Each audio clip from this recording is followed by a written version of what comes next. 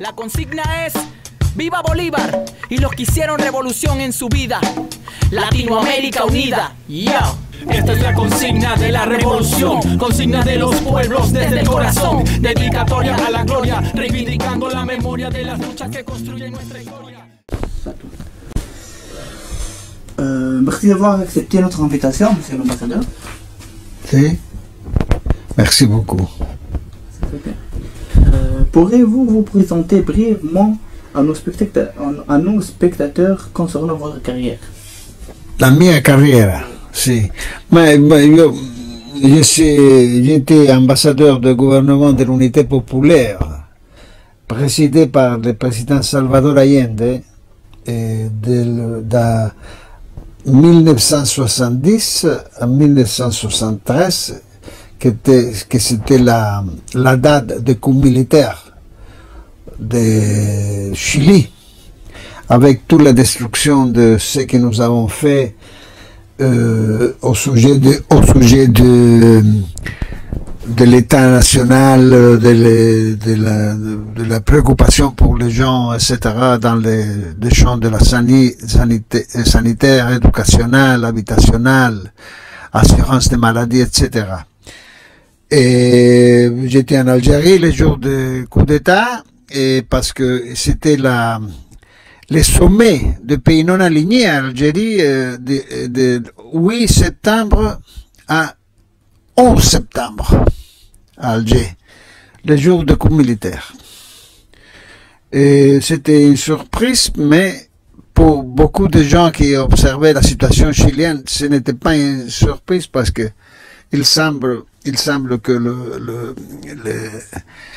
les Américains et les militaires chiliens ont fait le coup d'État en avance, parce qu'il y avait après les élections municipales avec un pronostic de triomphe de l'unité populaire de 44% de voix pour cette coalition populaire chilienne.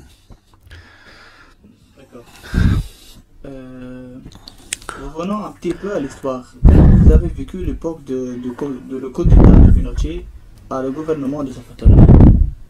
Vous avez vécu comme une chose énorme, vraiment.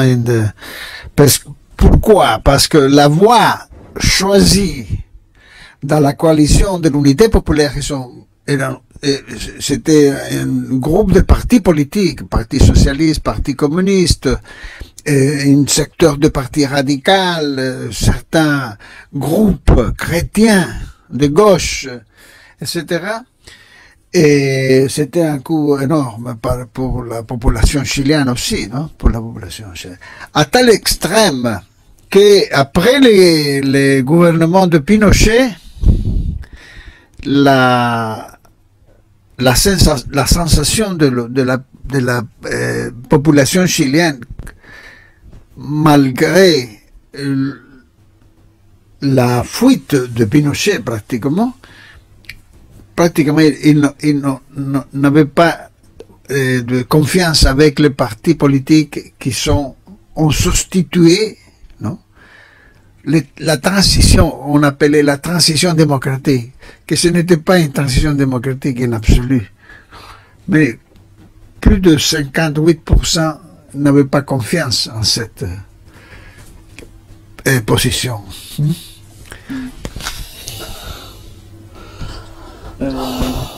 Quelles sont les erreurs commises par Salvador Allende qui ont amené le Chili à ce coup d'État? Erreur, je pense qu'il n'y avait pas erreur. On ne peut pas parler d'erreur. Le gouvernement politique, parler d'erreur, c'est difficile. Mais on ne peut pas dire que c'était une erreur parce que il y avait une amélioration dans le champ sanitaire énorme, de facilitation pour l'éducation qui était gratuite, totalement gratuite, de l'école élémentaire jusqu'à l'universitaire. Aujourd'hui, c'est tout payé, c'est tout privatisé pratiquement, et c'est très cher pour les gens, même des familles qui n'arrivent pas à payer, non, tous les mois la quantité d'argent que l'université, l'école, le lycée, etc. demandent aux géniteurs de cet enfant. Aussi dans le plan de l'habitation, dans le plan de la sécurisation des malades, c'était un grand pas en avance. Hein. Et aussi, la chose presque très importante qui avait commencé le gouvernement antérieur d'Eduardo Frei, c'était la réforme agraire du pays. La réforme agraire du pays, qui aussi était pratiquement a été décapité par le militaire. Bon, il n'y a pas des horreurs sur le niveau de politique. Est-ce qu'il y a juste les positifs, les choses positives? Oui, on connaît ce qu'il y a des bonnes. Comment dirais-je, il y a des bonnes choses que la Finlande, mais aussi il y a des horreurs sur le politique. Est-ce que la démocratie, à cette période, c'est un outil pour le chemin du socialisme? Bah, je crois, si vous voulez, on peut dire que la seule erreur d'Allende, comme c'était aussi l'erreur en Bolivie de Evo Morales, et aussi l'erreur de Jacobo Arbenz en Guatemala en 1960, c'était de ne pas créer un groupe de défense militaire de la révolution socialiste au Chili, socialiste en Bolivie et en Guatemala, avec Jacobo Arbenz aussi. Le contraire, pour dire quel est le pays qui a fait bien, c'est le Venezuela. Le Venezuela, en ce moment, a un groupe de presque 3 millions de volontaires pour la défense de la révolution bolivarienne. Et c'est pourquoi, et c'est la raison pour laquelle toutes les tentatives de l'Amérique du Nord, des États-Unis, de la bourgeoisie vénézuélienne, plus le narcotrafic de la Colombie, ils ont échoué les tentatives d'un coup d'État militaire, d'un coup d'État légal, juridique, contre le gouvernement légitime de Venezuela. Parce que, il faut le dire, que Maduro, le président actuel, a obtenu plus de 68% des voix en une élection que l'ex-président des États-Unis, Carter, a qualifié d'un exemple dans le monde. À cette époque, vous étiez un ambassadeur de Chili. Comment vous estimez la relation de l'Inde et le président Boumediene? J'étais présent le jour. J'étais présent le jour quand Allende a visité l'Algérie. Et la réunion avec Boumediene, c'était une réunion très sincère, très importante, parce que Boumediene a demandé, il était aussi Bouteflika, il y avait le chef de protocole Ben Hamouda, je ne me rappelle pas le nom exactement. Boumediene a fait une demande à Salvador Allende. Il a dit: qu'est-ce que vous pensez des militaires chiliens? En ce moment, Allende c'était encore le président de l'Unité populaire et le président du Chili. Et Allende a répondu, c'est ça, textuel: je suis plein de foi avec les militaires de l'armée chilienne, parce ils n'ont jamais violé la Constitution. C'est une chose inexacte, parce que les gouvernements, les militaires chiliens, ils ont violé systématiquement, à travers l'histoire du Chili, la Constitution établie dans les moments 1925 et 1900, au commencement du XXe siècle. Ils ont toujours été les bras armés de la bourgeoisie agraire, industrielle, agraire bancaire pour défendre ses intérêts. Comment vous médias a vécu l'effort de coup d'État? Est-ce que vous avez des communications à l'Inde? Moi, je ne sais pas s'il y avait une communication, mais les Algériens ont été très bien informés et c'était le seul pays du monde, qui n'a pas reconnu le gouvernement de Pinochet, le gouvernement de la dictature. Ils sont maintenus la reconnaissance de ma personne comme ambassadeur du peuple chilien. Ils ont donné toutes les facilitations pour établir un bureau d'information chilien à Alger qui a joué un rôle très important pour communiquer au monde la brutalité de la torture, la brutalité des assassinats, des disparitions de milliers de Chiliens, etc. Toutes les brutalités qui ont commencé avec cette dictature militaire. C'était un exemple pour le monde. L'autre pays qui a fait quelque chose, c'était le Mexique aussi, non? Mais le Mexique a ouvert ses portes aux exilés chiliens, mais a reconnu le gouvernement de Pinochet. D'accord. Comment vous jugez, maintenant on parle de la présent, comment vous jugez les manifestations populaires actuelles en Chili et quelles seront les conséquences? Mais les manifestations de Chili, comme le dit le professeur, c'est un très bien professeur, le professeur Gabriel Salazar, c'est un historien très bon, très bien. Et il dit que, effectivement, comme le disent beaucoup de gens, c'était une explosion sociale.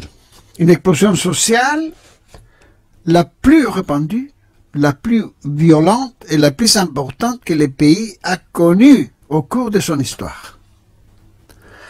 Un problème, il y a un problème.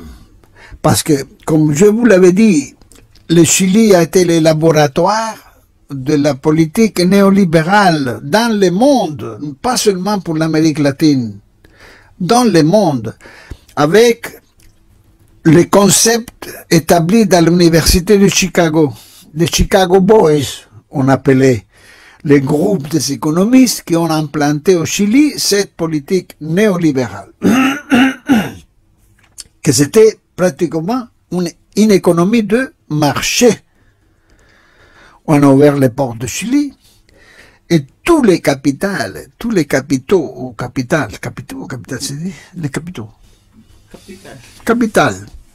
capitales étrangères sont venus au Chili à acheter, à bon prix, naturellement,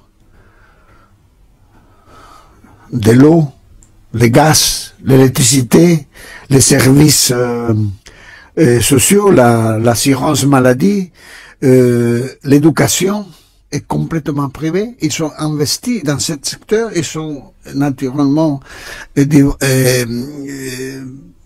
devenus très riches et le pays naturellement a marginalisé les secteurs plus pauvres dans le pays, pratiquement marginalisé. Ce secteur, c'est le secteur qui a, avec le temps naturellement, accumulé cette rage qui a explosé en octobre-septembre de 1968. La libre entrée des grands capitaux financiers. La citoyenneté a rejeté la transition vers la démocratie, comme nous avons parlé. C'était une agrupation politique qui s'appelait la Concertation. Parti socialiste, parti démocrate chrétien, secteur de parti radical, c'est un parti de la maçonnerie pratiquement, et quelques autres secteurs, non? A rejeté entre les 80% et les 95% l'abstention dans les cycles électoraux était énorme, non? Énorme. Le président a été élu avec les 40%, mais a voté les 35%, c'est-à-dire si on multipliait les pourcentages de ceux qui ont voté avec les pourcentages obtenus par les candidats, vraiment, tous les présidents chiliens ont été élus avec le 17%, 18%, 20%, pratiquement sans légitimité publique. Hein? Et c'était la situation au Chili. Alors, la chose la plus importante, c'est bon, tous ont dit la même chose. Hein? C'est pas une chose originelle. Que les mouvements étudiantils des enfants pratiquement, on appelait les pingouins, pour l'uniforme de l'école, hein, bleu, blanc, etc., qui ont commencé à manifester dans les rues. L'école secondaire après les universitaires, mais sans l'appui de la classe ouvrière chilienne. Il n'y avait pas un appui soutenu de travailleurs chiliens, même des syndicats, rien du tout. C'était un mouvement étudiantil. Jusqu'à l'autre jour, quand on décidait d'augmenter le prix du billet de la métro, que c'était le 0,004% d'un euro. Un chiffre minimal, un chiffre insignifiant. Mais l'explosion était énorme. Comment vous avez estimé l'état actuel de l'Amérique latine et comment vous jugez le coup d'État en Bolivie? La situation en Amérique latine est une situation vraiment pénible. L'Amérique latine, pour les États-Unis, c'est très important. Le 35% des importations de pétrole provient de l'Amérique latine, surtout du Venezuela. Mais aussi, il y a le gaz. Aussi, il y a le pétrole de l'Argentine, contrôlé par les Espagnols. Et le Venezuela qui a nationalisé son industrie. Et la Bolivie qui a nationalisé aussi le gaz et de l'eau, qui était en main privée. C'était un coût très important pour les masses populaires de l'Amérique latine. Et c'est pour cela qu'on a fait les coups d'État et les tentatives de coups d'État en Venezuela et les coups d'État en Bolivie, que ce n'est pas un coup d'État classique, mais c'était un coup d'État qui a signifié l'élimination de Evo Morales pour la crise du système néolibéral. Non? Pensez-vous que Morales a commis le même erreur de Allende? Yes, oui. C'est la première chose que je dis. Comment un gouvernement de 13 ans au pouvoir n'a pas été capable de créer les brigades de défense de la révolution de la Bolivie. Non? Comment il peut faire confiance à un militaire, le chef de l'État, qui s'appelle William Scaliman, qui il est maintenant aux États-Unis. Ils ont payé $1 million pour faire le coup d'État. C'est la misère. C'est de la misère pour un militaire, non? Qui a juré la foi comme Pinochet a juré aussi, et la foi, la défense de la Constitution nationale. Il faut dire qu'en Bolivie, malgré tout ça, il y a une résistance massive de caractère social, de caractère politique, un peu persécuté par les actuels dictateurs, disons, boliviens, et il a éliminé l'analphabétisme. Pratiquement, la Bolivie, c'est le pays le plus avancé après Cuba, hein. si tu vois, mais la Bolivie était la misère, la pauvreté, que c'était horrible en Bolivie. Hein. D'accord. Quels sont les facteurs qui ont contribué à la résistance de Nicolas Maduro face à Guaido? Ce sont les facteurs qu'il a un appui massif du peuple vénézuélien. Massif. Il faut dire que toutes les manifestations garimberas se llamaban, los garimberos, c'était des délinquants, des lumpen social, payés directement pour l'oligarchie vénézuélienne pour détruire, pour créer un chaos, la peur des gens, etc. Mais l'organisation, heureusement, l'organisation politique de Venezuela, à travers les partis socialistes vénézuéliens, ils ont créé une barrière énorme et ils devront aussi encore travailler pour éviter un coup d'État, parce qu'ils sont toujours en péril. Hein. D'accord. Comment vous jugez ce qui se passe actuellement dans le monde, en Syrie, en Iran? Je dois dire que mon cœur était brisé pour la situation en Syrie. Moi aussi. Brisé. J'aime beaucoup la Syrie parce que mes géniteurs sont d'origine syrienne, non? D'origine chrétienne et tout ça, mais ils sont d'origine syrienne toujours. Ils ont toujours travaillé pour l'unité syrienne, etc. Mais je crois, de toute manière, que la conspiration mondiale, parce que c'est une conspiration mondiale, la Turquie, l'Arabie Saoudite, que je dis les Saoudites, non l'Arabie, parce qu'ils ne sont pas des Arabes, ça, sont Saoudites, et les Émirats, tout ça, la France, Grande-Bretagne, les États-Unis, l'entité sioniste,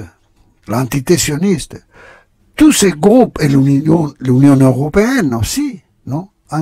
Ils sont toujours contre la Syrie parce qu'ils doivent contrôler, pas seulement la richesse de gaz, de pétrole, mais la situation stratégique qui occupe la Syrie pour contrôler l'Iran, pour contrôler aussi la Chine, pour contrôler aussi la Russie, non? C'est ça les problèmes.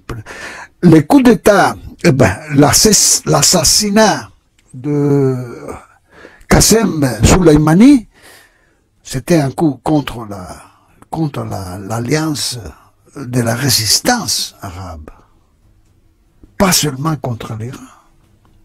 Pas seulement contre l'Iran.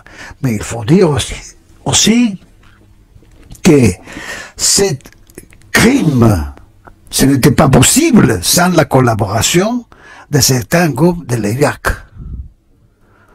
Parce que comment ils savaient que Qassem Soleimani se trouvait à l'aéroport de l'Irak, à l'aéroport civil de l'Irak, hein, avec une mission spéciale diplomatique pour essayer d'éliminer ou d'améliorer les relations politiques entre l'Irak et les Émirats. C'est pas possible.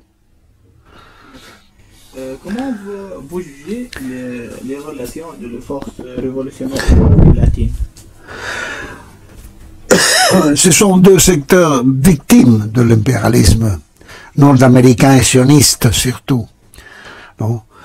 Parce que effectivement la politique néolibérale est en crise, et pas seulement dans l'Amérique latine ou dans les pays arabes, non? Afrique du Nord, les pays arabes du Moyen-Orient et l'Amérique latine en général, mais aussi en Europe. Et en Europe, les taux de désoccupation en Europe, c'est très élevé. Il faut tenir compte aussi des grandes manifestations exemplaires de gilets jaunes en France. Sont 6 mois ou 1 an, je crois, qu'ils sont mobilisés, continuent à mobiliser les gens contre la politique néolibérale de Macron et de l'Union européenne, non? Qu'est-ce qu'il faut faire pour optimiser pour lutter contre l'impérialisme? Je crois que je dois dire une chose. quand il y avait l'Union soviétique, c'était l'internationalisme prolétaire. Il y avait le Parti communiste qui avait une union internationale contre l'impérialisme et pour la libération du peuple. Il ne faut pas oublier aussi la décolonisation de l'Afrique, surtout, et des pays arabes aussi. Le cas de l'Algérie, c'est un exemple. Le cas de Vietnam, c'est un autre.